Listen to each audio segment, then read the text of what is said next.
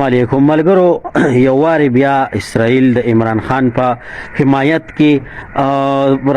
راوچت شوی دی او په اقوام متحدہ کې په 53 نمبر اجلاس کې چې د کم د اسرائیل نمائندہ خزه ده هغه بیان ورکړی دی. نو لاول د ټولو نه مخکې تاسو ټولو ته ریکوست دا دی چې ویډیو در سره لازما شیر کړئ او پوره یې واورئ او دا چې څه خبره کوي دا هم تاسو واورئ چې دا تاسو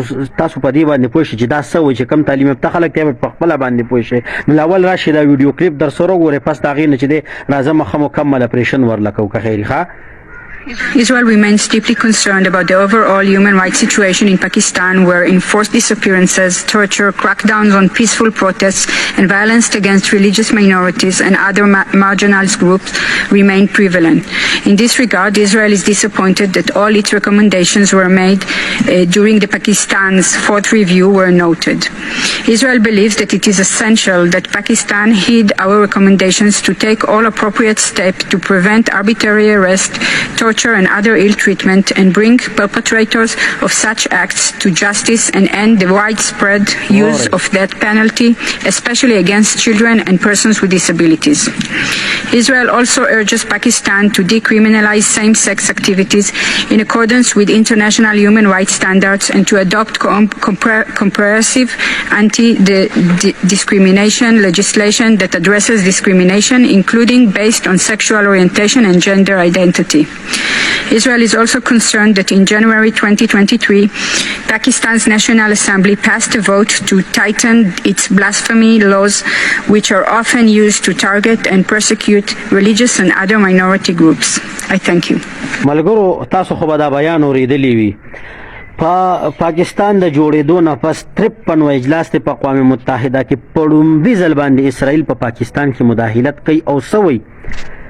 د عمران خان په حق کې وایي چې یاره که هغې سره زیاتې کېږي تشدد کېږي لکه هغې هغه پیک تصویران شیر کوي وایي دا په پاکستان کې خلک اغوا کوي او دغسې خلک پټوي د دروغو شي نه شیر کوي چې یاره زموږ د پارټۍ خلکو سره داسې پورامن احتجاج نه پورامن خو تاسو لیدلي چې په جیجکي ورغلي دي موټروې سېزلې د څه قسم ته غلط کارونه یې نه دي کړی خو چونکې څنګه چې پلار په بچي باندې خفه کېږي دغسې اسرائیلو په دې خپل عمران خان یهودي ایجنټ باندې د تشویش ډېر غټ اظهار یې کړی دی او ډېر سخت اواز یې چت کړی چې د سره د دا زیاتې په پاکستان کې بند شي. اسرائیل سترګې روغ کړي او هلته په اقوام متحده کې د خپل ایجنټ په حق کې ډېر په کلکه سره چې د حمایت کوي. زه بل خبرې څه کړې دویمې خبره دا کړې ده چې قادیانیانو سره د هلته کې زیاتې نه کېږي هغې د خپل ارڅ خپل کار د هغې پکې جاري ساتي په هغې باندې د پابندي نه لګوي. دویمې ټرانسجنډر بل چې دی وي دا ولې واپس مسترد شو دا خو مولیانو ختم که که نه همدغه پی ټي آی والا خدای پاک روچت کړل چې یاره مولیانو دا شی کړو خو مولیانو دغه شی ختم کړ وي هغه د دوباره شي هغه د نه ختمېږي. درېیمه خبره څلورمه خبره یې پکې دا کړې ده چې دغه د کم بل د صحابو د ناموس دپاره پاس شو ما پې مخکې ویډیو هم کړی وه که ستاسو یاد شي وایي چې دغه د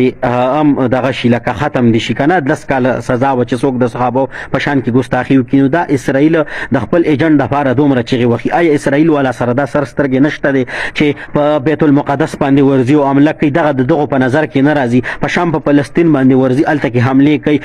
د خپله چې دی دا ترخهګري کوي هغې ته د دغو هېڅ قسم ته سوچ نشته دی او دلته کې چې کوم دا ایجنټ دی د عمران نیازی په ده باندې دومره دې ته د تشویش اظهار کېږي دومره په ده خفه کېږي خو څه چل شته دی که نه نو دې باندې وایي چې بلها مخالفینو پې بلها تبصیر یې وکړې بلها مخالفینو پې بلها تبصیر یې وکړه دا ستا په سر چې زیړ رومال دا ستار دی که پګړی ده قربان دې شم مولانا صاحب څو کاله مخکې د وخت د سر نه دی خبر کړو چې دا شی د هغوی ایجنټ دی او الحمدلله ورځ ته ورځ چې تېرېږي هغه ثابتېږي چې یاره دا شی د اسرائیلو ایجنټ دی ولې چې اسرائیل اوس په اقوام متحده کې په تاریخ کې په لومړي ځل د پاکستان د جوړېدو نه پس په پاکستان کې د مداخلت کولو دغه دی د چا دپاره د چا په حق کې اواز اوچت که هغه تاسو اورېدلی دی. نو ملګرو ویډیو در سره مخکې ضرور شیر کړئ او د اسرائیلو دغه بچې را روان الیکشن کې ناکامه کې ستاسو ورور بلال اجازت غواړم. د لوی الله په امان.